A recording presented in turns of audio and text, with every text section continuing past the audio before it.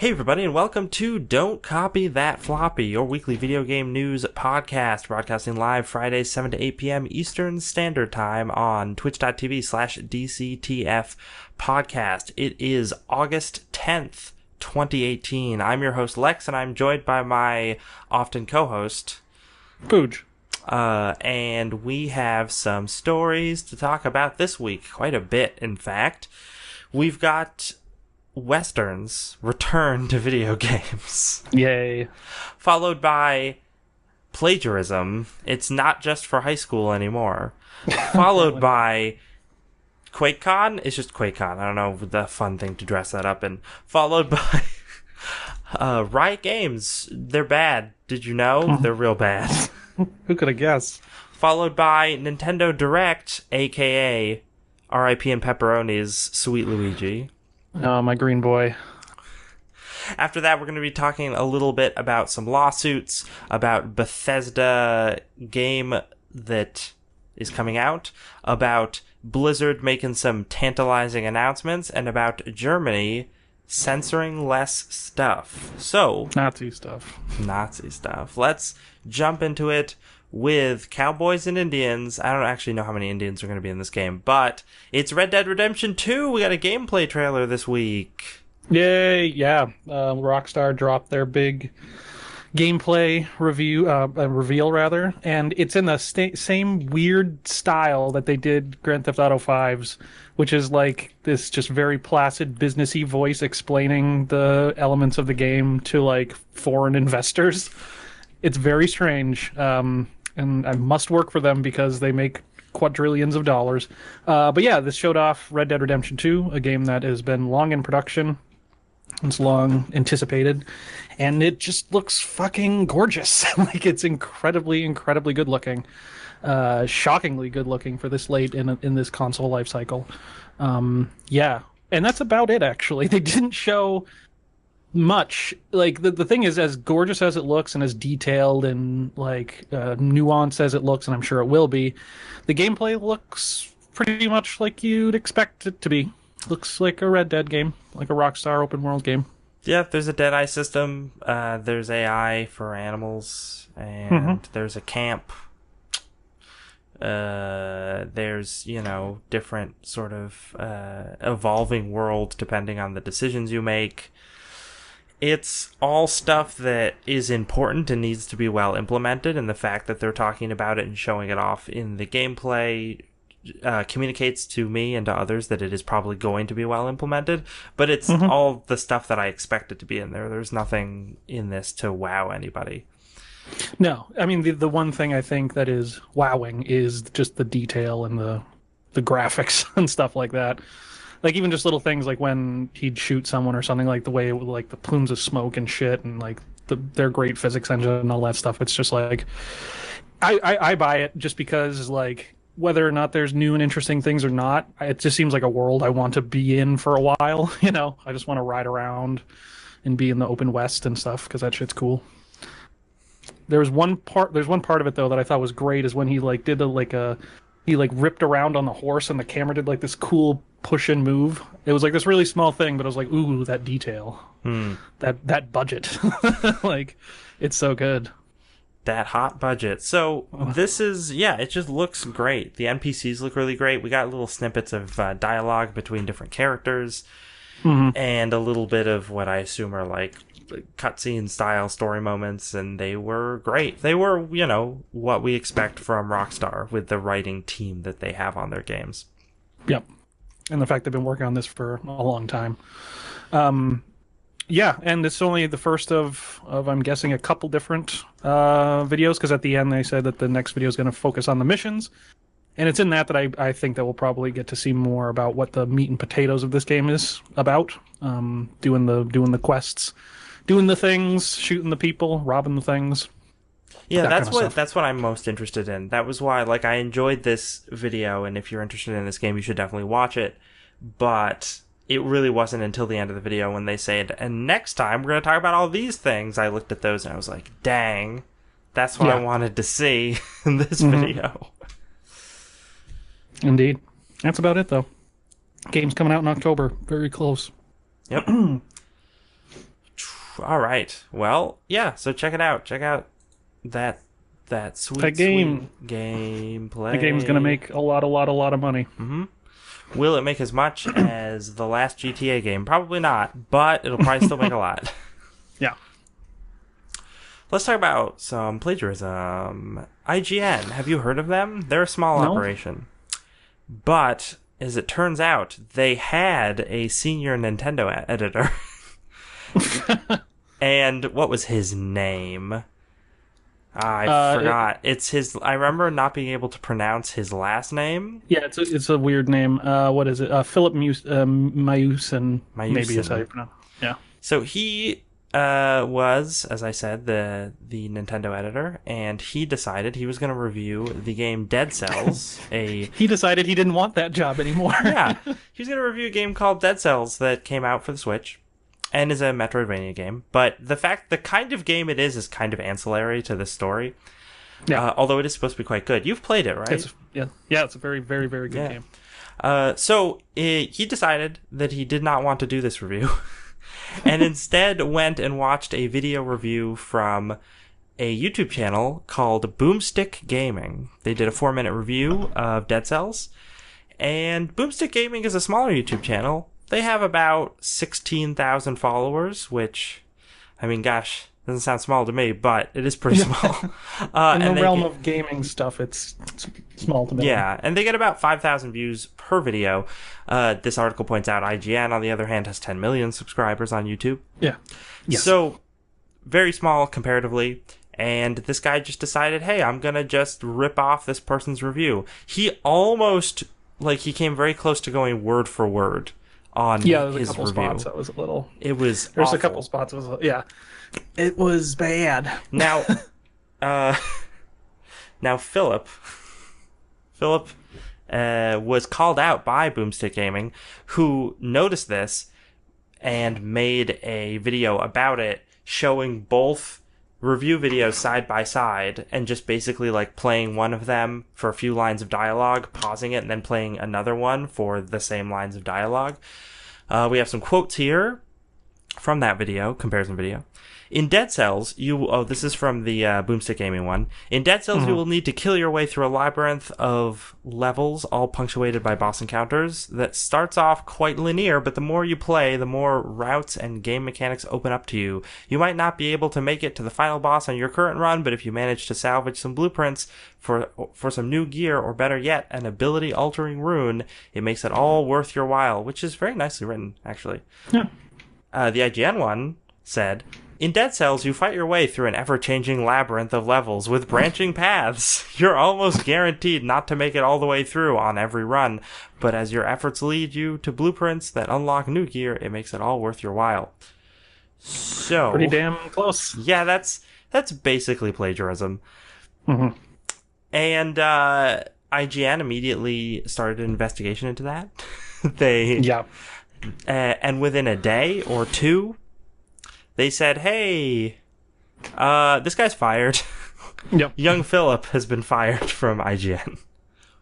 Yeah, and they're going to redo the review as well. Mm-hmm. So this is baffling to me, why he would do this. I mean, I want to know the story behind this. Why did he do that? Was there some reason that he couldn't do that? I mean, working at the largest video game press coverage site in the world, senior editor for the Nintendo branch or something? Here's the big thing I've written for a video game website before. Writing reviews isn't that hard. It's really, for video games, it's not that hard. Especially when you're just talking about what the game is. Like this stuff. Like this Boomstick Gaming guy. It's it's nicely written stuff. It's not like working for the New York Times or something. There's nothing like investigatory journalism going on here. You just play a game and then you write about it. Right. Yeah. Ain't that difficult. And so that's, I don't know. It just blows my mind because how is he that stupid that he thinks that he's going to get away with something like this in today's day and age? That someone wouldn't put that together? Let alone the guy that wrote it. how do you think that you'd be able to get away with that? Is beyond me. So I'd like to know why he did it, really. So I mean, there could be any number of reasons why. He could have just been lazy, or he could have been quite busy and didn't have the time. Maybe IGN is really overworking their employees, but that's giving him a lot of benefit of the doubt, which I am not really inclined to do. So, and you know what's a better move though? Like, let's say that he was just overly busy, had family life stuff to deal with, and they wanted this review out. Do you know what's a better option than plagiarizing and ostracizing yourself from the entire industry? Talk to your managing editor and just be like, "Hey, I can't do it." The worst thing is they fire you and you get a job somewhere else. Now he's never going to write at a video game site again. Yep. He's done. Yep. So yeah, there's mind-boggling to me, this whole thing. IGN's statement upon getting rid of this guy. I don't know if I want to read all of it, but I'll read some of it. We've reviewed the allegations against one of our writers regarding our review of Dead Cells. After taking the time to investigate, we've determined that there were substantial similarities. Blah, blah, blah, blah, blah. Though we as a community often share feelings and even certain word choices to describe games we love by using similar frames of understanding, this particular situation stepped over that line and is not a reflection of our editorial standards. And they apologized to our readers and specifically to Boomstick Gaming. Let's see here. I think they also talked a little bit about how they are going to go back through the other reviews this guy has done, because there is a scary possibility that he actually has done this multiple times, and this is just the first time he's been caught for it. So that puts a bit of a worry on a lot of IGN's previous content that he was involved with. Yeah. He also had said, apparently on Twitter prior to the review going out, he had said, "Oh, I'm so excited, you guys. This is the first time I get to edit the video for a review I'm doing." So I think maybe his thought process was, oh, there's going to be like no editorial oversight on this, or like very, very little. So it's going to be easier for me to get away with it. Of course, that thought process did not extend to the review once it was out in the wild. And then the person who he ripped off could potentially see it. But I don't know. It's baffling. It's stupid. Philip, you done goofed it. You done goofed it. And there's a couple silver linings here, though. Looks really bad for Philip, whose career is over, and it looks bad for IGN in their integrity, their editorial integrity. But it's really great for Boomstick Gaming and Dead Cells. So the actual people that put in the hard work are going to end up in the net positive for this. I'm sure that a lot of people that weren't subscribed to Boomstick Gaming now know who they are. And Dead Cells gets talked about some more, which is great for their developer, because the more you talk about a game, good or bad, the better it does. So, yeah, it's a great opportunity for PR for both those places. Mm-hmm. I think I remember seeing something posted from Boomstick Gaming saying they started a Patreon. Mm-hmm. So now it's like, oh, now people are going to go look at their Patreon. It might give them some cash money. Yeah, good for them. Good for them. One of the things I would have loved to see happen, obviously it wasn't going to happen, but it would have just been delightful, is to see IGN turn around to be like, oh, Boomstick Gaming, you know what you're doing. Let's hire you. Yeah, do you want Philip's position? Yeah. 'Cause obviously you're just using your material anyways. Yeah, because he's clearly a talented guy. Also, I was kind of sad seeing that Boomstick Gaming was like, we've been doing, or I guess, because it's just a one-man operation, have been doing YouTube stuff on and off since 2006. Mm-hmm. And I'm like, oh no, that's so much work. It's a lot of work. Now, I've been on YouTube for quite a while myself. Yes. But let me tell you, I don't put as much polish in my videos as I think Boomstick Gaming No, does. God, no. I mean, the amount of work that we put into the show is, like, laughable. Yeah, no, it's like a couple hours. That being said, hey, we have a Patreon. Hey, yeah. So, no, that sucks. Like, because there's tons of those out there. Like, there's a couple that I follow that do, like, video essays about stuff, and they just have, like, a very small amount of viewers, but you can tell they put a ton of work into their videos, and it's just like, that's too bad. Yeah. So, let's move on from IGN's embarrassment to Bethesda's triumph. I don't know if I want to say it that way, but QuakeCon 2018, it's happening. It's QuakeCon. It's going on right now. It actually just started yesterday, and it's going until the 12th. So there's probably going to be more news that we'll be able to talk about next week.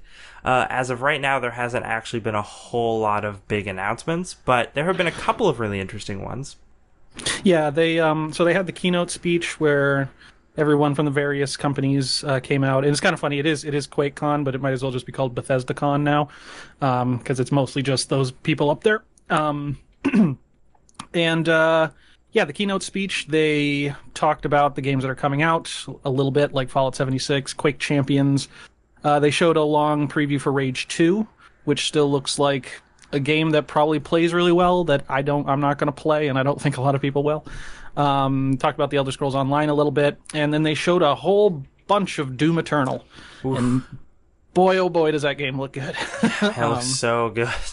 Yeah, it's I mean, the Doom 2016 was a game that, if you've been playing video games for most of your life, like I and you have, it's rare that you get a game that is like a truly new experience, and that Doom 2016 was that for me.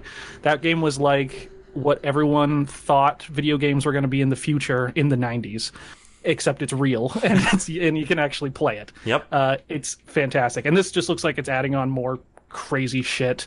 You move faster, you have more modes of transportation. The super shotgun has like a grappling chain, so in case you weren't getting there fast enough, you can literally just drag yourself to the monsters to kill. Oh yeah, no, you see a lot of that in the gameplay, and my god, that is such a smart mechanic to program into the game, because it just makes combat faster and more fluid, which is obviously just what you want to do with Doom. Yeah, and they're doing, like, it seems like there's little, you can like jet around like in little short bursts now as well. And yeah, they were just showing like some of the kind of aerial combat that you were engaged, that the player was engaging with, and it was just like, holy shit, yes, I want it all. Lots of new monsters they showed off. Lots of new monsters. So yeah, some of them are redesigns of old classics, like the spider thing, I forgot its name, and like the pain elemental, I think it is. Yeah, and it just looks fucking great, and I want it. I want all of it. They also showed, or they talked about very briefly, I don't think it's actually mentioned in this article, but they did mention that Bethesda has acquired a new studio. I forgot the name of what they used to be called, but now they're being called Bethesda Dallas. So they're based in Dallas, Texas, and they're going to help them work on Fallout 76 and Starfield. Those are the games that they're going to be working on with Bethesda, so pretty cool. We're also going to see a lot of more varied environments in Eternal, which is cool.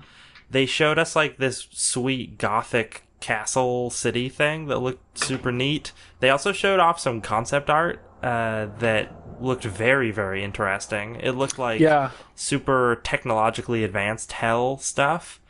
Yeah, it's very Geiger-esque. Yeah. And then one of the pictures I think was supposed to be heaven, which was pretty sweet. Yeah, that's cool. And then we also had, obviously, the stuff we saw in gameplay, which was Hell on Earth, basically. Yeah, which is kind of what this Doom 2 was. I mean, that was the name of it, Hell on Earth, but that's kind of the same deal. What new guns did we see? We saw a couple of new guns. Yeah, there was the super shotgun with the attachment thing.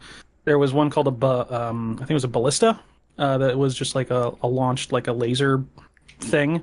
We saw a remake of the original pulse gun. I can't remember the name of it, but it's the one with like the square front that just shoots out like a bunch of like electrical pulses. Looks like there's a new rocket launcher.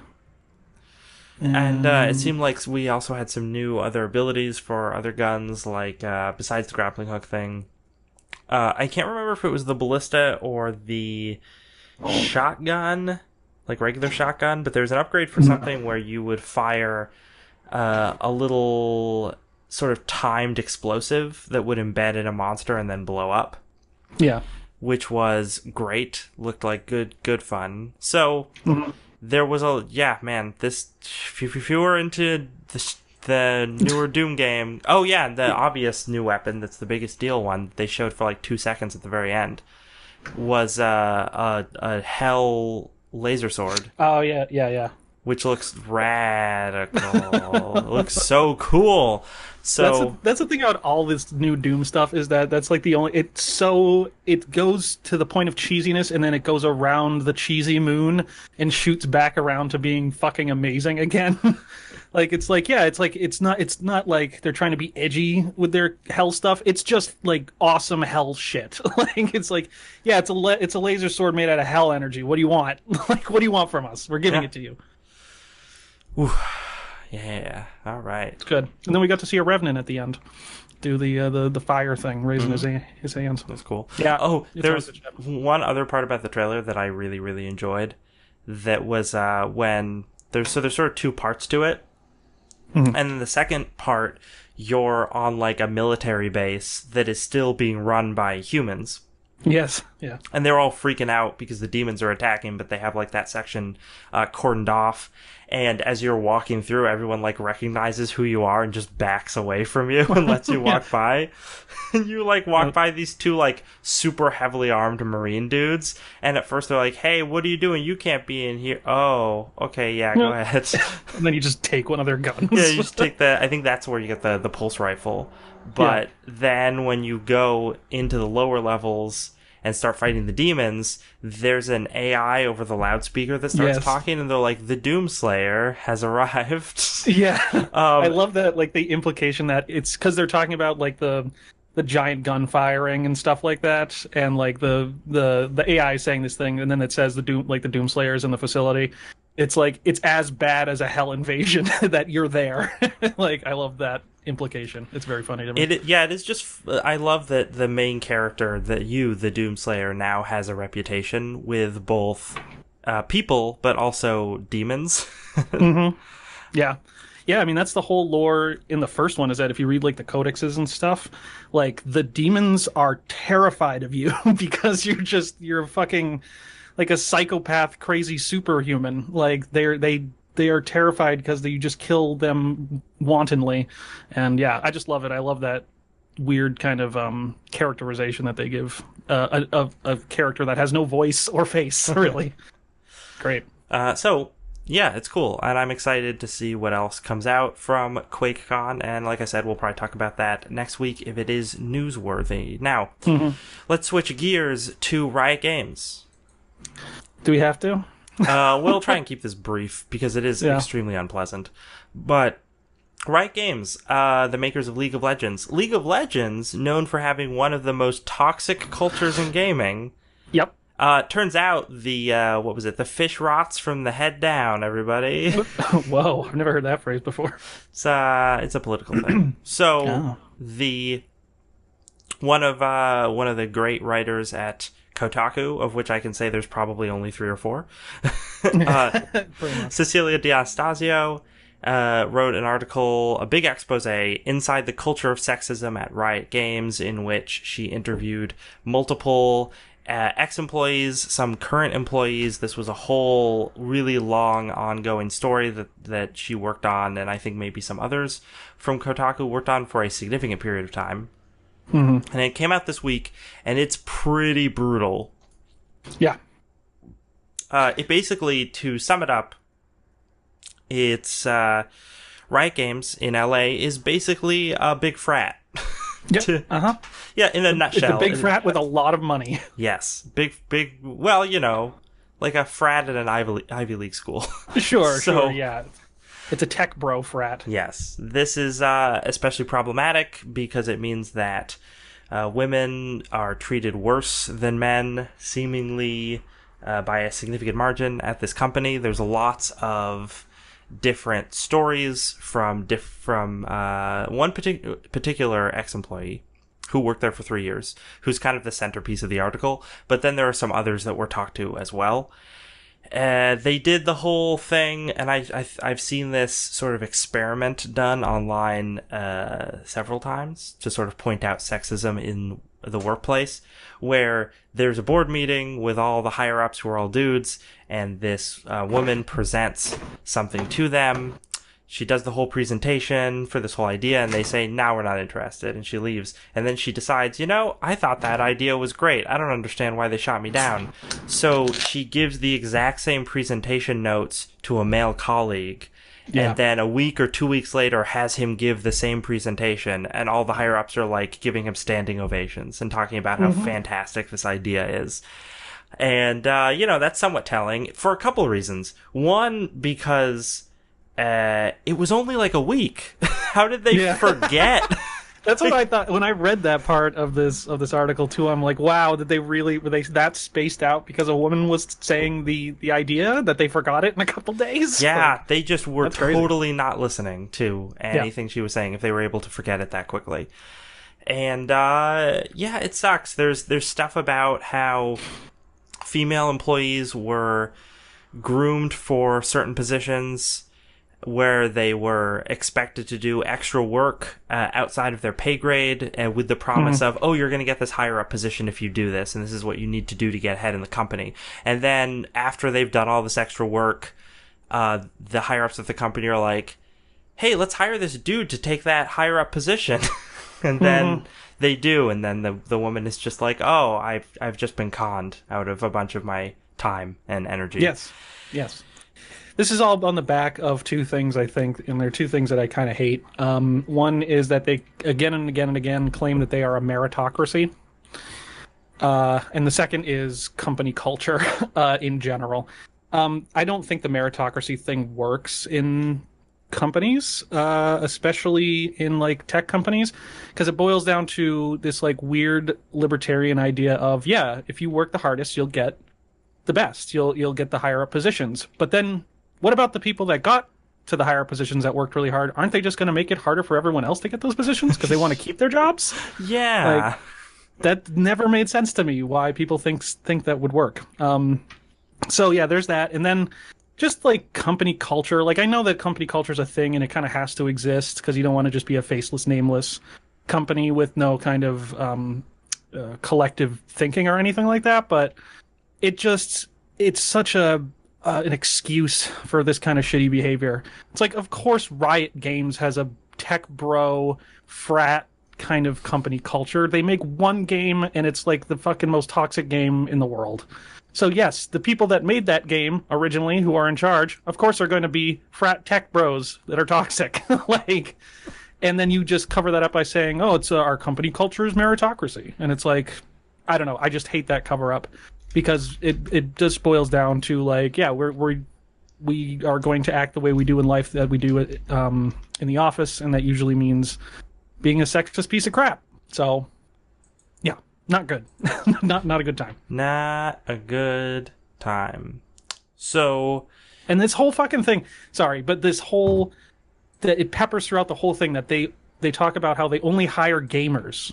Right? And then they, like, interview people, like this one woman who was saying, like, she was getting grilled about, like, her, in an interview about her World of Warcraft account. And they're, like, asking her to remember, like, these little trinkets that she had and stuff, and, like, when she finished raids. Yeah, in a raid that she did in 2005.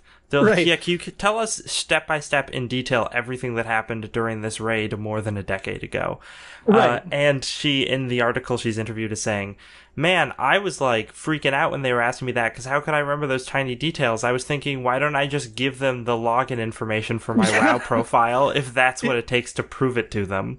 Right, yeah, just here, take it. Just look for yourself. Yeah, and then, like, at the end, she got hired for something else, and, like, she heard from someone else at the interviewer said that she didn't have enough grit. And it's just like, it's so fucking stupid. And I hate that idea that it's like, oh, well, we're a hardcore gaming company and we only hire people that play MOBAs and FPSs because we want high frame rate, cool bro gaming. Like, it pisses me off so much because it's shown time and time again that companies that hire people outside of the gaming realm make more interesting games. Like, because there's different opinions and different life experiences that they can put into the games. Now, all of this is also secondary to another thing that sexism related that's been happening, that's talked about in that article, which is just the fact that the culture is, as we were saying, very fratty, and that comes along with guys making jokes about their dicks all the time, and and bosses having lists of the women in the office that they find most bangable, and large message threads about whether different coworkers would be good to sleep with between, their other coworkers. And people just like ending tons of jokes with talking about raping each other and just the kind of like textbook, I don't mean to laugh, but it's just such bullshit. Textbook sexual harassment workplace stuff. That obviously shouldn't be going on, but is widely reported as being going on within Riot Games. Right. If this story was the same but it happened in the 80s, the only thing that would be added is cocaine. Like, and like then it would be like, as soon when I was reading this, I'm like, I want someone to make like a Wolf of Wall Street type movie about Riot Games, and then they end up crashing and burning and going to jail or something because they probably should. Oh my gosh, you could do it, and you just, instead of cocaine, it's just Adderall. They're all just taking Adderall. Yeah. Yep. Adderall and Soylent. Yeah, it's. I hate this shit. I hate this game. I hate this company. Now, and to be fair, it is not. There's something like nearly 3,000 people working for this company, so this cannot possibly be true of every single person. Like they interviewed a guy that worked for the company at one point. He says like it hurts males too, because as soon as there isn't a woman around, like the boss of the company's grabbing his dick and like farting on people's faces, and it's just yeah, I remember seeing that, and I was like, wait. What? Like, how fratty are you getting that you're grabbing the genitals of male coworkers and then running up and farting on their faces? Yeah. Well, think about this though. They're literally like, there are a bunch of like, people in their 20s and 30s who are making a company that makes a lot of money, and they literally want to run it like a frat. Like, they're talking about hiring people based on how much fucking World of Warcraft they played or didn't play, and how much of a hardcore gamer they are. Like, that's like shit like a 15-year-old would hire about. Yeah. It's so childish that, yes, I do believe that the higher-ups are that childish. And people stay in it because probably it's well-paying jobs, because video game companies like this usually pay well even in the lower rungs. And, it's good on your resume. You work for Riot Games, one of the biggest game companies in the world. So, yeah, it just sounds like a miserable place all around. And they talk about how even, like, the small percentage of women that do work there, the ones that end up quitting, it's like they talk about how it's like a tech campus where it has like all these really nice amenities. It won like best place to work recently from somewhere. And they're saying like even the amenities and the niceties were not enough to have people say, no, fuck this, I need to leave this horrible place. So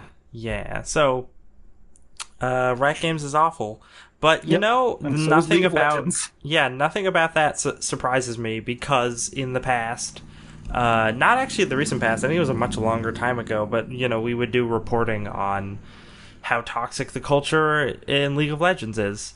And if you're a company that doesn't value equality and sort of kindness and a good culture, then you're not going to try and clean up your game's culture. And it's going to just sort of become a reflection of yours. Which is one of the reasons why I always give the Overwatch team a lot of credit for trying really hard to try and make Overwatch better. And clean it up. That's what I was going to say. Yeah, they don't always succeed, but Jeff Kaplan, he tries real hard, and you can tell that they're putting that effort in. Right, and it's a reflection of the kind of culture that Blizzard has, Not that we can know for sure, unless someone does a big expose on them about something, but it shows that usually what a company does is a reflection of how they are internally as well. So, yeah, good on them, bad on Riot. Fucking Riot. Just go play Dota 2. Just go play Dota 2, or don't play MOBAs because they all are bad and you're wasting your time. Or play Defense of the Ancients on your Warcraft 3 server. Yeah, let's go back to the old original. Now let's switch gears to something much more fun and a little silly. So this week this is very sad and real, okay? This is very sad and very real.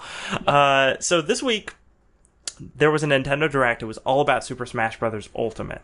It told us some interesting things about the game that we're going to get to in a second, but the most important thing was what happens at the beginning of it in a cutscene.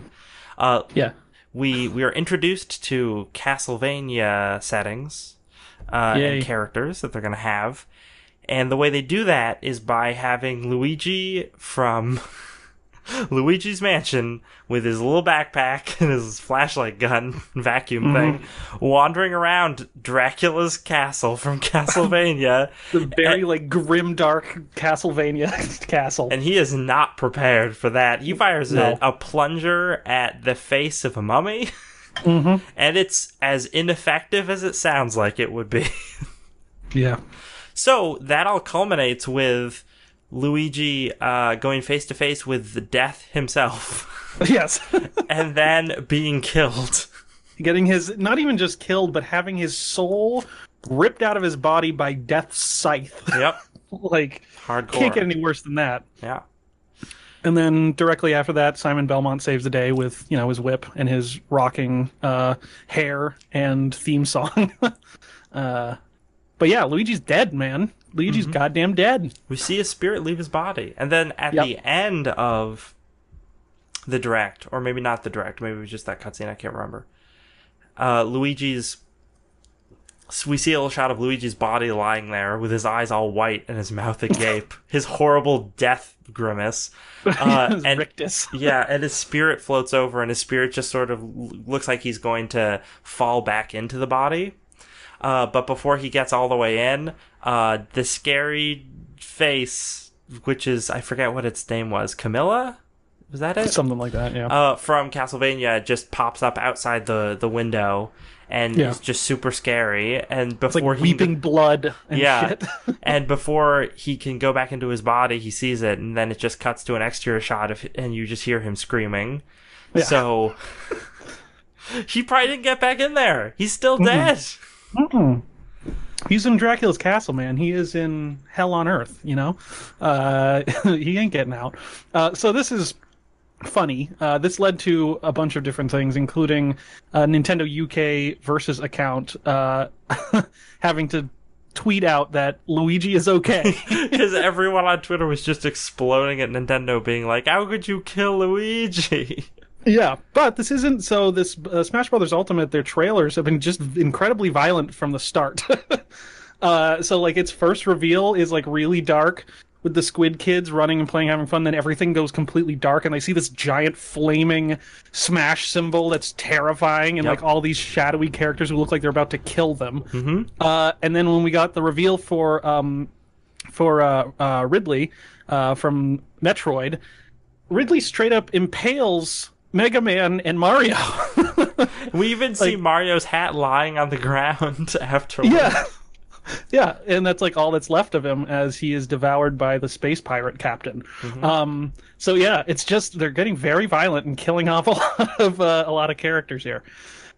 But and the interesting thing, so they take this a little far in this article, but they're saying that it's interesting that Nintendo didn't say anything about Mega Man or Mario being okay after they were killed. So why is it only that they said Luigi was okay? Does that mean that truly Mario and Mega Man are dead? Mario, Mega Man dead, confirmed. No, confirmed. It's just that people care less about Mario and Mega Man than they care about Luigi, so everyone was asking about him. People love Luigi because he's helpless. He's the underdog, Yeah. He's the second fiddle. Everyone wants him to succeed. Yep. He's always scared. He's always, his brother's always in the limelight. So, yeah, it's not fair that he gets literally killed by death. Yeah, but apparently he's fine, according to Nintendo UK Versus. So other stuff that happened in this Direct that was actually relevant, we just saw a lot of Super Smash Bros. Ultimate. We got the new character introductions. There's that Crocodile King from Donkey Kong. King K. Rool. He's going to be in it. And obviously the Castlevania characters. There's obviously a Castlevania stage. There's a lot of stuff about how the Castlevania stage, and I think some of the other stages as well, have bosses that will show up that you have to fight, which is kind of interesting. Yeah, that was a thing in one of the other the earlier versions that's kind of coming back, I think. And they talked about how many stages there were going to be, which is 100. Something crazy. It's madness. And then each stage has ultimate and like omega variants. So there's like 300 different kinds of stages. It's madness. And 800 songs or whatever. Oh yeah, okay. So there's 800 songs, but also because because Nintendo understands how much people love the shit out of all this music, and it's just all those 800 songs are just the in-game music from all these different games that all these different characters are from. And I think there's some remixes of certain things in there as well. But Super Smash Bros. Ultimate is going to have a feature where you can start playing, you can make your own playlist. There's literally a music player built into it where you can make your own playlists out of this music and then put in headphones and listen to it and turn your Switch off and continue listening to the music. So you can use it like a frickin' Walkman. Yeah. This game is it's almost unreal. First of all, holy shit, finally Simon Belmont or any of the Belmonts in a Smash game. I've wanted that since like the original one came out, so that's fucking awesome. And then there's also the Echo character Richter. So the Echo characters are the same mechanically as another character, but they have different animations and different skin, obviously. And these were characters that in past games of Super Smash, myself and many others railed against because Echo characters seem like a stupid idea because it's just the same character with a different skin. But in this game, but part of the cornerstone of that was we're not getting like X, Y, or Z character because they're Echo Belmont. Yeah, because they're Echo characters. But this game is like, oh no, you're getting everyone, and then you're also getting Echo characters. So I can't really get upset about it. Right, when they're literally, I think every video game character from history is now in this game. Like there's so many fucking characters. It's insane. It's just like the weirdest shit. It's like Simon Belmont shit. Yeah, I can understand that. I can see that being a Nintendo game. But the fact that it still blows my mind that like Cloud and Snake are in this game. Like it's so weird. They also announced Matthew Mercer's character from Fire Emblem. So we have another blue-haired Fire Emblem person. Great, good for them. I don't know why there's so many Fire Emblem characters in these games. Yeah, it's fucking amazing. Like, and I'm not even a fan of. I'm not like a huge Smash person. I hang out with hardcore Riot gamers who only play Street Fighter and sneer at Smash Brothers being a real game. They think it's dumb and baby game. But even though I don't play it really, holy shit, is this some fan service, this game. Like, my god, the amount of crap that's in here. I'm glad you mentioned the fighting community, because there was something in this direct specifically for them. There's a feature in this game. The training mode in this game, it gives you an environment that is like a blank environment, but it has a grid with like height, like markers and stuff, so you can understand, you can map out the heights of your jumps and your distance traveled for your moves, and then whenever you hit an opponent and they get pushed back a certain distance, it automatically generates their flight trajectory, and it shows you that graph in real time. Yeah, that's pretty cool. Yeah, I'm just like, wow, that is hardcore stuff. That it is is, although I'm sure that hardcore Street Fighter players are really like, you don't need that because it's a dumb game and it's not a fighting game. I mean, I'm sure, but you can clearly tell that that's in there because Nintendo is like, yes, we want this to be a game people play at tournaments. We want people to be able to train for tournaments and use these tools. For that purpose. There's actually a couple others in there. One that I know a lot of people were asking for is that you can set it to a stock game instead of a time game right from the start, which was something that you couldn't before and was super fucking annoying.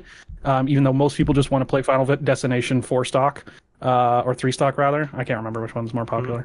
There's the tournament mode. They're adding in a mode that basically makes it Marvel vs. Capcom now too. Oh yeah, where you play 3 characters that drop in and out. There's also the tournament settings, so you can be like, oh, let's do a 16 character tournament, and then it automatically generates the bracket and everything for it, which is pretty cool. Yeah, that's a great idea for parties, I think. Because you can definitely, if everyone's like, yeah, let's set up a thing, and I don't see it used in professional in the like fighting game circuit or whatever, but yeah, I'm totally interested. I'm super interested to see how well this takes with the fighting game community, because by the way, it was a story I didn't add because it was kind of irrelevant, but Evo happened last weekend, which is the big fighting game tournament of the year. The winner of Dragon Ball Z was a furry, which is great for furries. But there wasn't much else to talk about besides that. Actually, the winner of Street Fighter was a British guy. That was kind of important. Wait a minute. There was a Super Smash related story to that, wasn't there? There was like a bunch of people mained Bayonetta. Oh, did they? And people like walked out in protest during the match.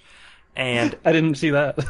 And at first I thought I didn't look at it in a huge amount of detail. At first I thought it was like a sexism thing, because I wouldn't put it past them. But I think it's more of, you had like 4 out of 5 of those people maining Bayonetta, which should tell you something about how Bayonetta could be overpowered within the tournament scene.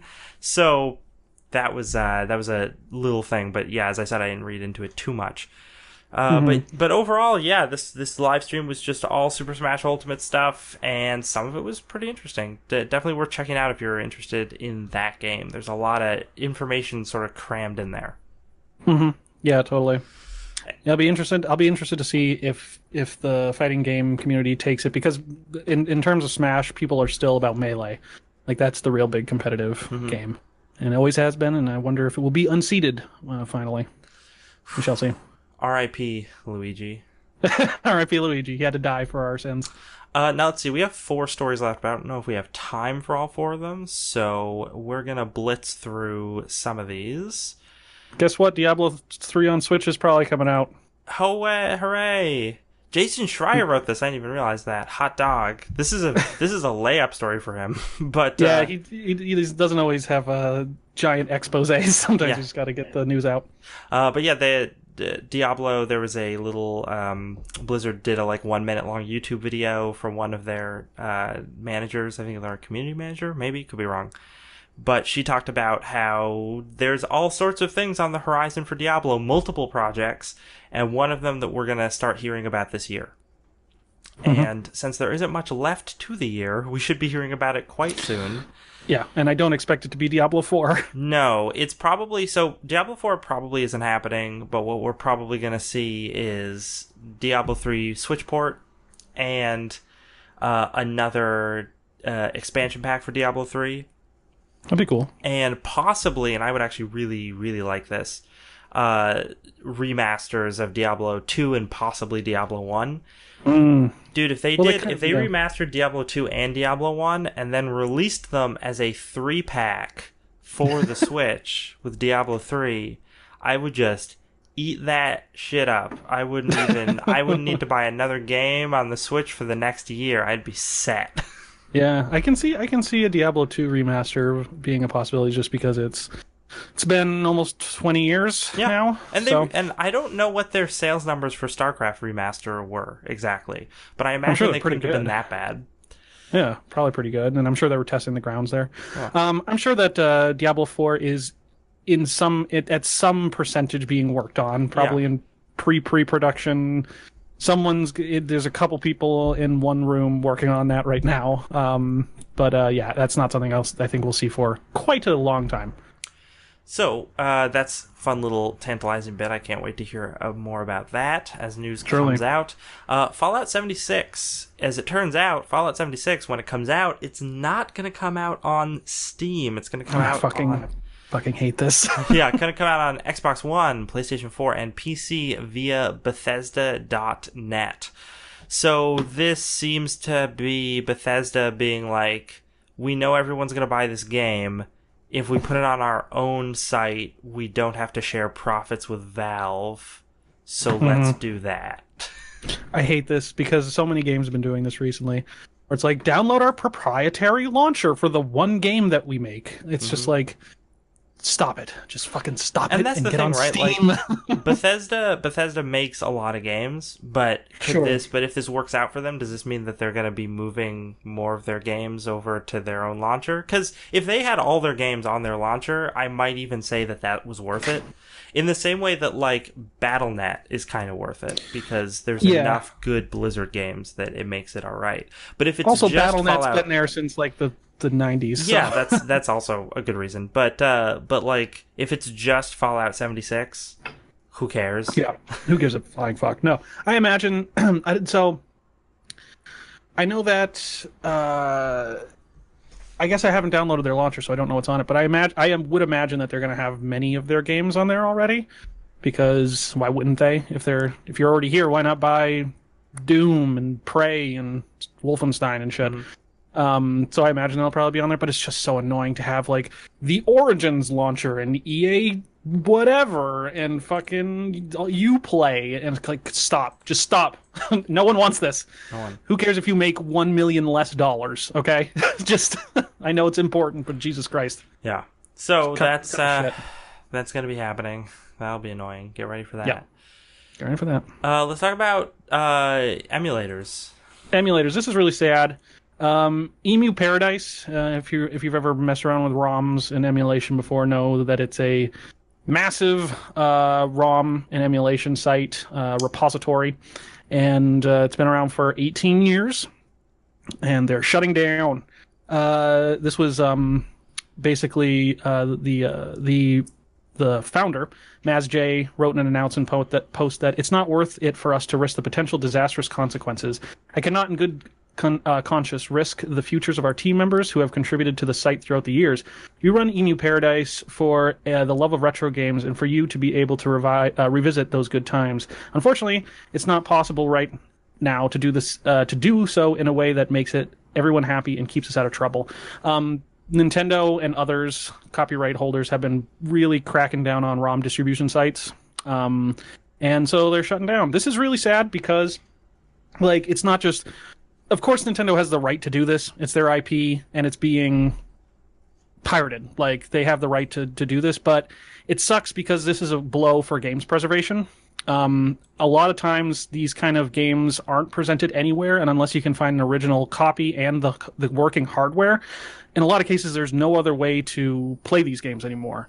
So, if we want to treat games like real art, we need to have like a games library, like a national games library or something like that, where these things can be kept, because these companies, even Nintendo, might not be around forever, and they might not want to, like, even with the virtual console, oftentimes not all games are represented, just popular ones. So there's a bigger and bigger chance over the years that these games might die. We might lose the ability to have the hardware that they play on, or the want for the company to make the games available to anyone in the first place. So without places like Emu Paradise, it literally leads to the death of some games, which is a sad day, I think. Sad day. So let's I think we have time to breeze through our last talk about Nazis for a little. Just talk about Nazis real quick. So this is from BBC News. You know, it's always serious when we get the good old BBC in here. Germany has finally decided, after a lot of litigation, to start pulling off the full ban of Nazi symbols in video games, meaning swastikas and Hitler's mustache, apparently, something I didn't know. So for a long time, like Nazi iconography is illegal in Germany for obvious reasons. They have a horrible past in the beginning of the 20th century. But they've always given license to movies, because they're considered higher works of art, to use things like swastikas in movies, or Nazi iconography if it's a historical movie or a war movie or whatever, something that's not propagating Nazi ideas. But if they are, talking about a serious matter, then you can use that kind of iconography and it's fine. But video games have always been kind of under that, seen as kind of a lower art form. So a lot of Nazi iconography has not been allowed in games since like the 90s. And they're finally overturning this. So it more than just getting swastikas and Hitler with a mustache. It's a good sign for a big country like Germany taking video games serious as an art, putting it on the same pedestal as film, and saying, yeah, you can do things like show the crazy shit that goes on in Wolfenstein 2. Yes, you can show that and not have to censor yourself, which I think is good. Yeah, totally. So games, all those games we talked about, a bunch of different games. Monhun World came out yesterday. The 9th for the Windows everyone's PC. Playing it. People love it. Yes. that's all I have to say. I don't actually play Monster Hunter, but people love it. Yeah. So, They sure do. uh, It sold a lot. There was another story of them it obviously selling huge on PC. yeah. Madden NFL 19 coming out today for Windows, PS4, and Xbox. We Happy Few finally coming out today for Windows, PS4, and Xbox. And I think you were saying reviews have been very swingy for that. So we've had Very swingy. yeah. Yeah. People either lot of really people- like it or really don't. Yeah, some people have been just saying like it's a bad BioShock ripoff game and stuff like that. So, but other people seem to like it. Who knows? All right. Let's Play see. for yourself. We have on the 14th we have Cosmic Star Heroine, which is not Yep. a game that I've heard of, but Oh, actually it looks fucking awesome. It's already been out on PC, but it's a retro clone of Phantasy Star. And it's 8-bit, and it's all RPG, old school RPG shit. Really Sweet. good look to it. I will have to check that out. Coming out for the Nintendo Switch on the 14th. And let's see, we have Tanglewood coming out for what the heck is the MD? The Microsoft The Mega Drive. bag. No, it's Mega the Drive. Sega Genesis Mega Drive. Really? Yeah, Tanglewood coming out for the Mega Drive. What the fuck is Tanglewood then? I don't know. I'll have to check it out. And it's also coming out for Windows, Mac, and Linux. Strange. Let's see. We also have the The Walking Walking Dead final season, episode 1, coming out for Windows, PS4, and Xbox One. And the new World of Warcraft expansion coming out for Windows and Mac, also on the 14th. Sure, I'm sure someone's excited for that. I'm actually pretty excited for the Walking Dead final season. Yeah. I played all those, and kind of cool that they're just ending it. Like to see what happens. So let's see here. We are actually Hold on. Next week, fucking Shenmue's. Oh wait, that's Shenmue and Shenmue 2. Okay. Yeah. I was like, are they already done with that third one? So let's see. We have. We're just about out of time here. We're actually ending a little bit early because I got some stuff to do. So, Me too. Let's see here. This has been Don't Copy That Floppy, weekly video game news podcasting, broadcasting live Fridays 7 to 8 p.m. Eastern Standard Time on twitch.tv/DCTF podcast. If you want to follow us on social media, we're at Twitter at DCTF podcast and other places such as YouTube and chipbit.net where we are hosted. We're also on iTunes. You can like and subscribe in a bunch of those places. Follow, that would be helpful. We're also on Patreon. So if you have all sorts of money and you don't know what to do with it, you can give us money every month and help us make more content. Finally, quick note about the show. Work is being done on the Chipbit site, so we are a little behind on episodes that are on iTunes because the hosting is currently being tinkered with, but those episodes are coming up on the YouTube channel. So I'll be posting the links for the most recent episodes, so you'll be able to watch that there, or if you go to our Twitch channel, you can watch it on there if you'd like. With all that said, Chris, what do people have to remember? Rest in peace, Luigi Mario, and don't copy that floppy.